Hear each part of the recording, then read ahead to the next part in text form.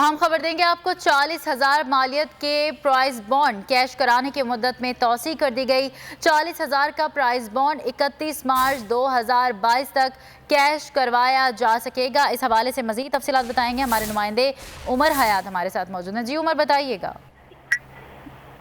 बिल्कुल 40,000 मालियत के जो प्राइस बॉन्ड्स हैं उसके केस कराने की तारीख यही है। 40,000 का जो प्राइस बॉन्ड है वो 31 मार्च 2022 तक केस कराया जा सकेगा। 25,000 के जो बॉन्ड्स हैं वो भी और इसके साथ साथ 7,500 के जो प्राइस बॉन्ड्स हैं उनकी मुद्दत में भी तोसीक कर दी गई। 31 मार्च 2022 तक जो है ये कैश या तब्दील कराए जा सकते हैं।